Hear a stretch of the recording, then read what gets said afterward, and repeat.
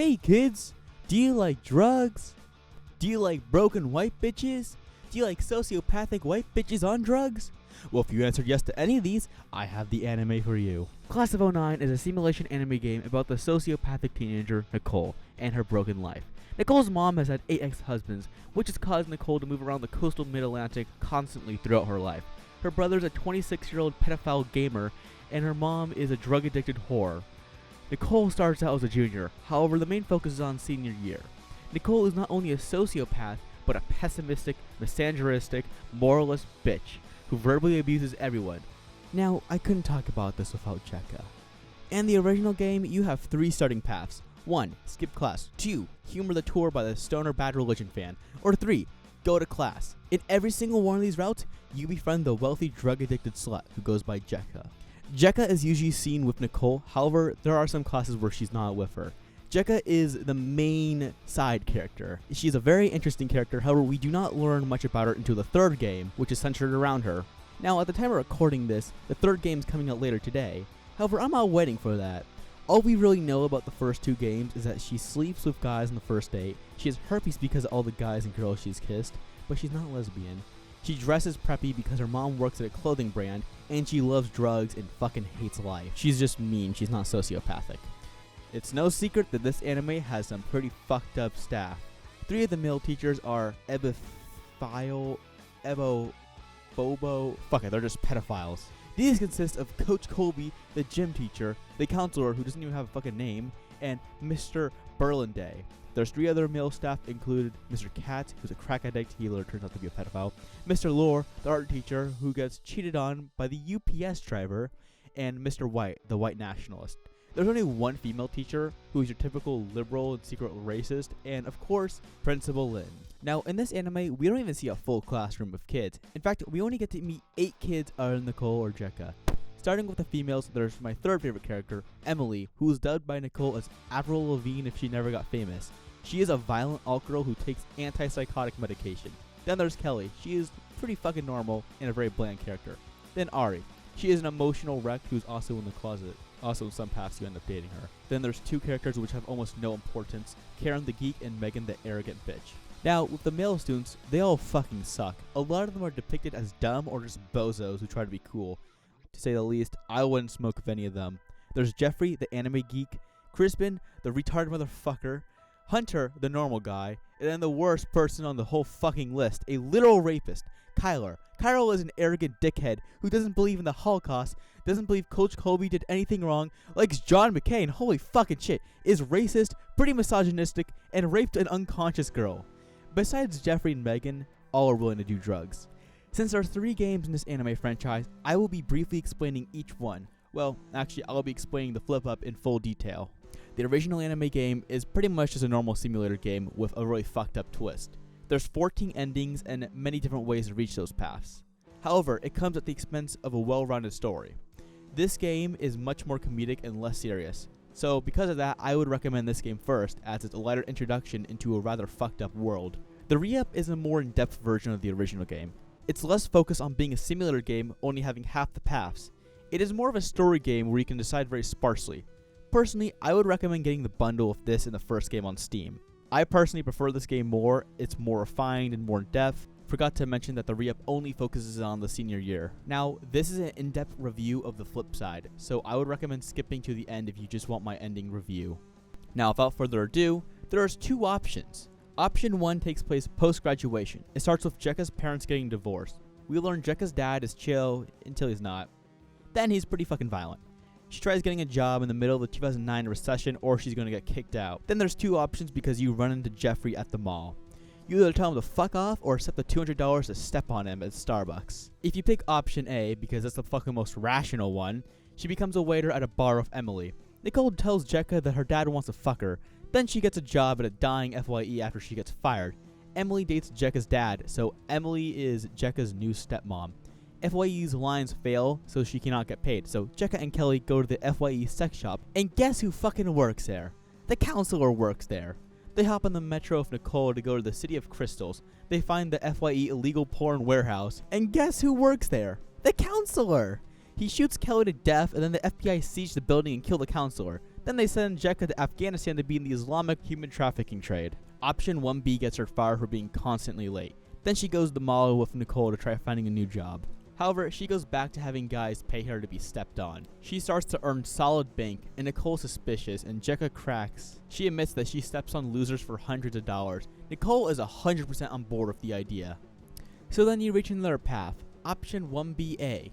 Don't split the revenue. Or option 1BB. Share the trauma. Option 1BA leads to Nichole slowly drifting apart from Jecka. Jecka goes to an all-new low and does it with Mr. Burlingame. Then Ari kind of dates Jecka for some reason. Jecka starts to decline mentally even more. The clients eventually overwhelm her. Jecka thought her dad was having a heart attack, so she rushes upstairs, only to find Nichole putting her feet in his mouth for money. Nichole is overwhelmed by this and decides to purposely overdose. Option 1BB leads Nichole to humiliate Jeffrey and make him pay for Olive Garden for Jecka and Nichole. Then she starts to use him as an experiment for drugs. Jecka gets a bit too weirded out and decides to go home. Nichole's business starts to damage Jecka's, and Nichole continues to humiliate Jeffrey, getting him to suck off a homeless person, then paying him $10 after.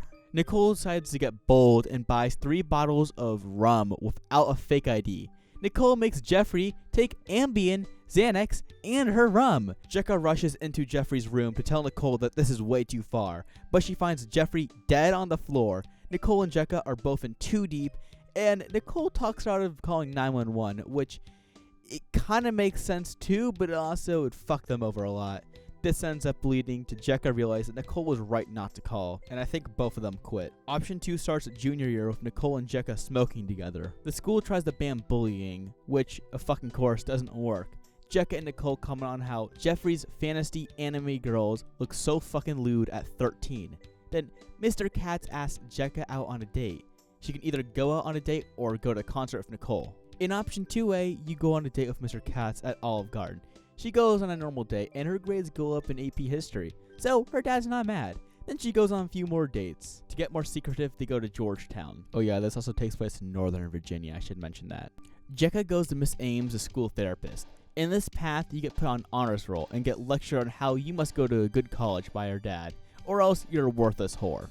She has a mental breakdown at the counselor. Interestingly enough, they reuse a scene from the original game of Nichole being in too deep with hostage friendships. Because of this, she runs away from her dad, who's going to beat her to fucking death probably. Then she goes to Nichole's house, where they show an ending from game 1 of Nichole dead from hanging herself because of the stress of her mom's pressure to socialize. The only difference is Jecka is in the room reading her note this time. This route kind of just ends without an explanation not too long after. In option 2B, Jecka robo-trips at a Marilyn Manson concert, then sees a hallucination of this character called Hatman. Jecka dyes her hair black and goes to work at Hot Topic. She later goes to Kyler's party because she needs to get drunk. She gets drunk and is afraid of being raped by him because he's fucking raped people before, so there's 2 options. Option 2BA, the based option, drinking and driving, then option 2BB, the lame option and call for a ride. Either way, you end up driving by yourself home drunk, and you make it home alive actually, because believe it or not, drinking and driving is a pretty good thing. For legal reasons, it's a joke. We learn that Jecka's dad's also racist. You go with Nichole to Kelly's party. Jecka wants to wait a certain time to drive home drunk. However, the police come and her and Nichole crash into Ari's car, causing Ari to die. Everyone else is fine. And that's where this path ends. At the end of any game, well, this game has 3, it includes grainy videos which are incoherent, can almost be horror, but are more confusing than anything. Honestly, the flip side is kind of a meh game. I mean, the fact I can explain this game in depth in only 6 minutes should not be possible for a game like this. The first 2 games are peak Kino. They are actually my favorite games. But this just feels incomplete and unfulfilling. If the developer ever stumbles upon this video, please, I'm begging you, add more endings in an update. I did not pay $15 for 5 endings, 2 of which involve a weird ass fetish. On a side note, please make a spin-off or 2. That would be really fucking cool. Like maybe include Emily in a spin-off or Nichole and Jecka in college. Speaking of spin-offs, this game feels like a spin-off that was rushed. It's a lower quality and not very dark nor comedic game. Maybe the dev did this as a troll, knowing that we'd dislike it. Or maybe he just hated it getting so much attention from social media that he just wanted to self-sabotage. Either way, as a fan, I feel pretty disrespected. I mean, I literally fucked up my sleep cycle, waking up at 2 a.m. to play this game until 5 a.m. It was not worth it. 5 out of 10 for the flip side, 10 out of 10 for the other two. I doubt this is the last game. If not, I bet he's just going to randomly release 10 more endings or something and admit it was just trolling. By the way, the voice actors are pretty fucking incredible. I should have mentioned that earlier. Now, it's no secret that I love this anime, or at least the first 2 games. And in fact, this is my favorite anime game. Sorry Hearts Run 4, but I think we should see other people. It's a perfect blend of comedy and dark reality. The game I heard is also getting a full animation, which if does come to fruition, I will gladly review in an in-depth anime review. Overall, this game feels really fucking relatable. Maybe this isn't normal. Maybe I need help. Should I be worried that this game's relatable? Should I feel sad it's over? I finished the flip side and I felt an instant wave of doom and despair. I can't stand when stories I love end. I hope they make a college story of them. But when the story ends, reality resumes. And reality is not so merciful. But more importantly, this may be my last review before I go off the deep end.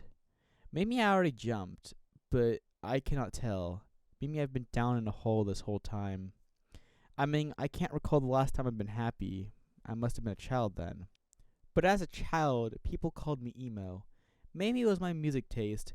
Maybe it was my doomer mentality. Or maybe it was my all-black appearance. But all I know was even back then, I was a pessimist. I grew up in a typical broken upper-middle-class household, and thus I needed an escape.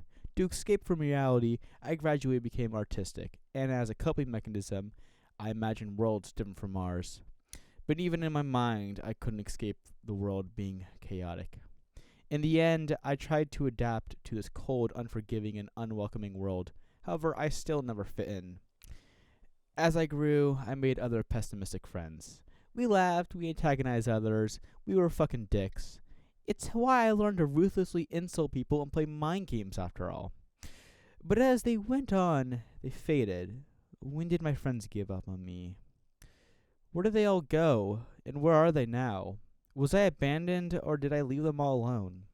Believe it or not, I used to be a lot like Nichole, however, with the drugs toned down a bit. I used to have an inner circle of pessimistic dissidents, but it vanished once I transferred high schools. I spent my early years fighting the system, now I'm lost within it. I want to fix my life, but I don't know where to start. I live in a castle of one man, and no one else. Every night before I go to bed, I wonder, is it too late to turn around my wreck of a life? Or am I too bipolar and socially anxious to ever try to conform to a society which wants me dead? No one to cry to. No place to call home.